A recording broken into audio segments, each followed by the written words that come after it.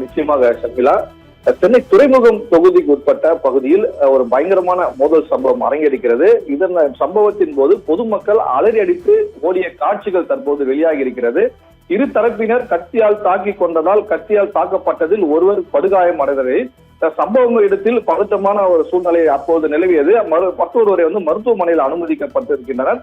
சென்னை அரசு ஸ்டான்லி மருத்துவமனை அருகே இருக்கக்கூடிய பழைய சிறைச்சாலை பகுதியில் அமைந்துள்ள குடிசை மாற்று வாரிய குடியிருப்பில் இரு தரப்பினரிடையே ஏற்பட்ட தகராறில் திடீரென மோதலாக மாறி சம்பவம் பெரும் பரபரப்பை ஏற்படுத்தியுள்ளது. இரு தரப்பினருக்கு ஒருவரை ஒருவர் கத்தியால் தாக்கி கொண்ட நிலையில் அங்கிருந்த பொதுமக்கள் பதறி அடித்துக் கொண்டு ஓடிய காட்சிகள் தற்போது வெளியாகி பரபரப்பை ஏற்படுத்துகிறது.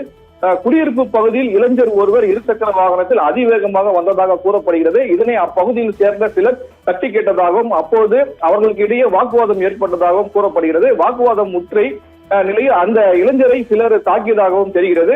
இதனால் ஆத்திரமடைந்ததாக கூறப்படும் அந்த போண்டா விஜய் என்பவர் சம்பவத்துக்கு அந்த பகுதியில் இருக்கக்கூடிய இளைஞர்களை வரை கத்தியால் அவர் முதலில் தாக்கியதாகவும் அதன் பின்னர் அவரை அங்கு இருக்கக்கூடிய சிலர் கத்தியால் தாக்கியதாகவும் தாக்கியவர்கள் வெட்ட முயன்றதாகவும் அங்கு கூறப்படுகிறது.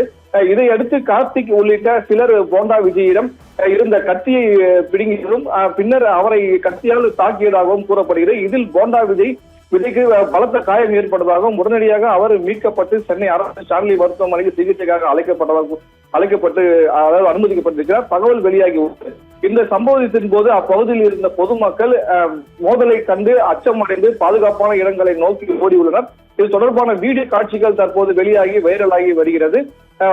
இந்த சம்பவம் அந்த பகுதியில் ஒரு பெரும் அச்சத்தையும் பரபரப்பையும் ஏற்படுத்தியிருக்கிற ஒரு சம்பவமாக கருதப்படுகிறது. சம்பவம் குறித்து தகவல் அறிந்து வந்த யானைகோணி போலீசார் சம்பவத்திற்கு சென்று விசாரணை மேற்கொண்டனர்.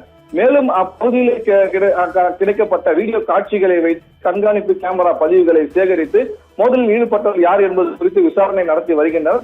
முதல் தகவலில் அடிப்படையில் இருசக்கர வாகனத்தில் ஓட்டிய விவகாரத்தில் ஏற்பட்ட தகராறு பின்னர் கத்திக்குத்து சம்பவமாக மாறியிருக்கலாம் என போலீசார் விசாரணை நடத்தி வருகின்றனர். இந்த மோதலில் மேலும் யார் காயம் அடைந்திருக்கு, காயம் ஏற்பட்டுள்ளதா, சம்பவ இடத்தில் எத்தனை பேர் நேரடியாக ஈடுபட்டனர், கத்தி யாருக்கு முதலில் பயன்படுத்தினர் என்பது உள்ளிட்ட பல்வேறு கோணங்களில் யானகோணி போலீசார் விசாரணை மேற்கொண்டு வருகின்றனர். குடியிருப்பு பகுதியில் பொதுமக்கள் முன்னிலையில் ஏற்பட்ட இந்த மோதல் சம்பவம் அப்பகுதியில் பெரும் பரபரப்பை ஏற்படுத்தி இருக்கிறது.